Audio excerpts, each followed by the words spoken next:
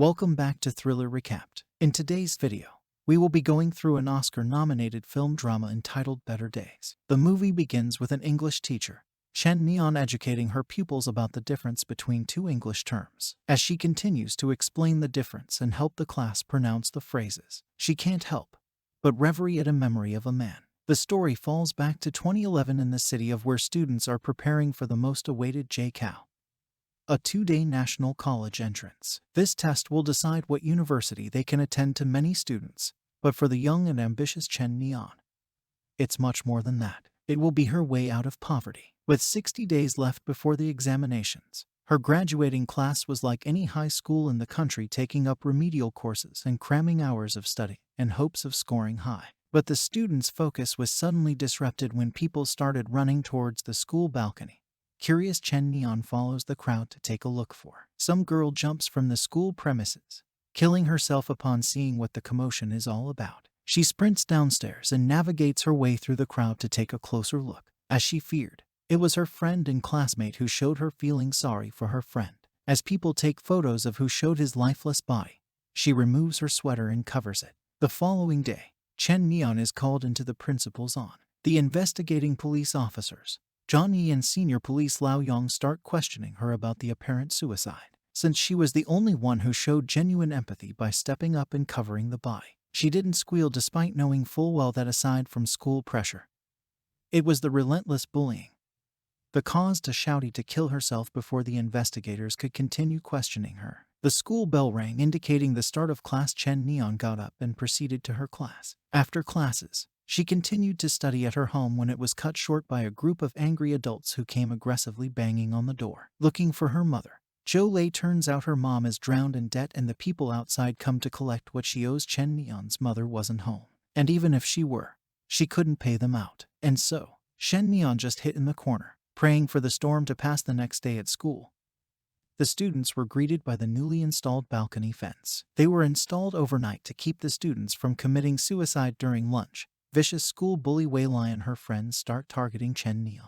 But quick on her wits, Chen Neon did the best course of action, which is avoiding them. But the bullies didn't stop at school. They followed her on the way home and started assaulting her late into the night. Chen Neon caught up with her mother and helped her apply products. Jola apologized to Chen Neon for not giving her a good and comfortable life. She tells her daughter that she just needs to endure the challenges and in time things will go their way. Chen Neon despises her mother's job, not only because she was selling illegal contraband and might get into trouble, but because her mother had to go far away and be gone for weeks, if not months, before the sun rose up. Chen Neon tears up after seeing her mother leave after school. Chen Neon takes a different route on the way home. When she spots a group of thugs ganging up on a guy named Xia, she tries to break it up by calling the police, but it gets her into trouble. Instead, for interfering, the thugs took Chen Neon's lunch money, and on top of that, they tried to mock both victims by forcing them to kiss. With not much choice, Chen Neon leans over to Keisha Bei. The thugs laugh it off and Shell Bei takes the opportunity to hit back, forcing the thugs to retreat. The next evening, the two unlikely pair meet up. Xiao Bei tries to pay the money that the thugs took from Chen Neon, but without change for a large bill.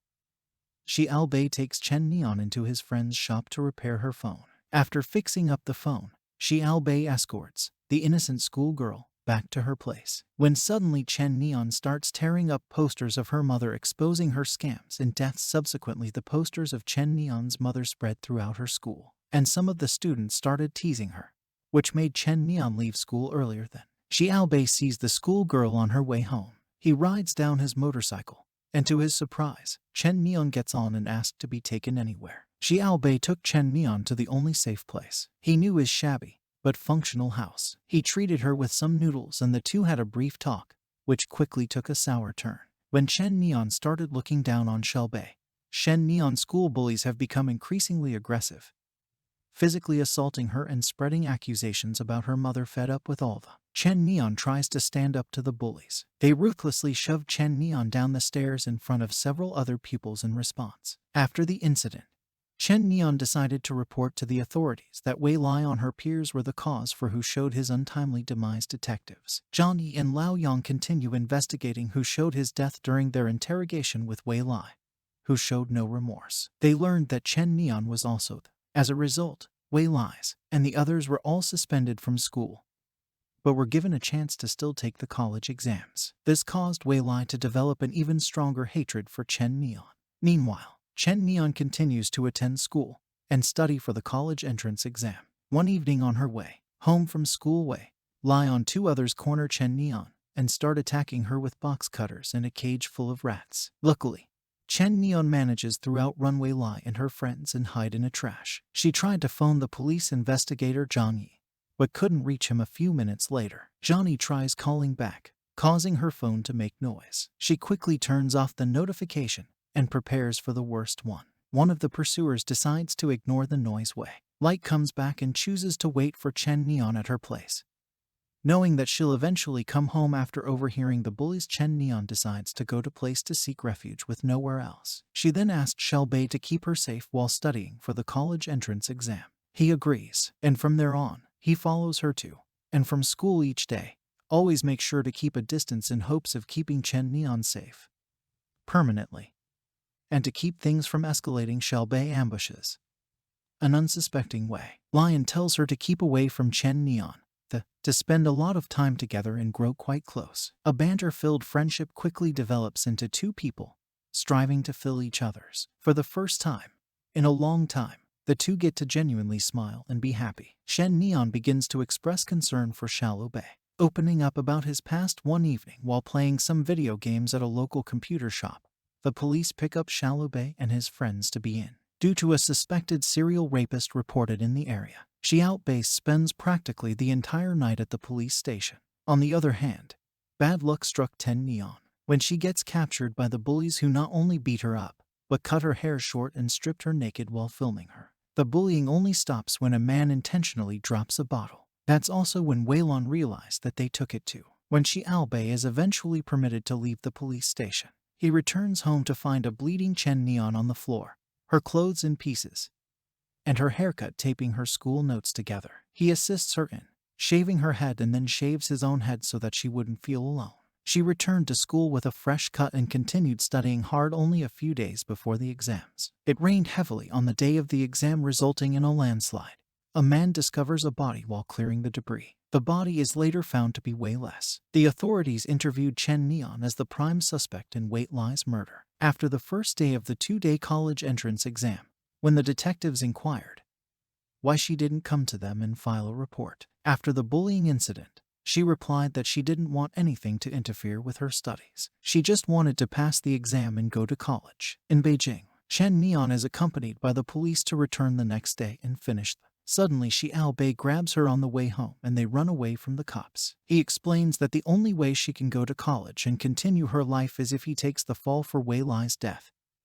His plan is to claim he assaulted her and killed her in the process. When Chen Neon reluctantly accepts, he acts quickly as if he is abusing her. By the time the police catch up, they then arrest Shelbei for them. In reality, what actually happened was Wei Lai pleads with Chen Neon not to report the incident to the cops.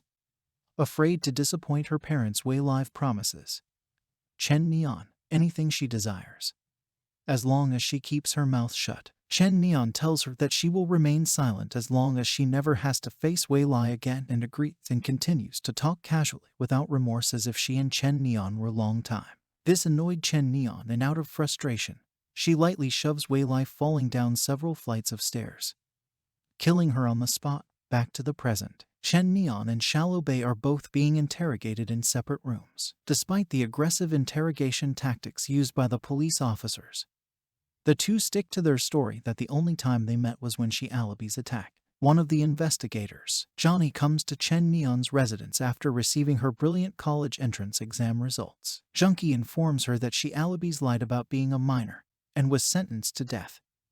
Unable to hold her emotions, devastated, Chen Neon admits her role in the crime, successfully tricking the teenager. The detective then reveals that he was lying to her in order to persuade her to confess to the crime in exchange for a lower sentence. For both of them, Junkie explains that it was the right thing. The investigator then takes her to visit Shelbei, and the 2 of them agree to accept the lesser terms and go to jail together. The movie ends with Shelbei and Chen Neon being transferred to separate juvenile facilities in different police vans. Shannon admits to making a mistake, but it wasn't a murder, but rather an accident. She wishes for a better future for both of them, and even wrote a piece called A Letter to 20 Years in the Future. which she submitted during the exams. Now you see this video on the screen. This is a video that YouTube thinks it's suitable for you, and in most cases they are never wrong. Click it now before it disappears. Anyway, subscribe now, and if we get to 50k likes, I will make a part 2 of this film. Until then, stay thrilled.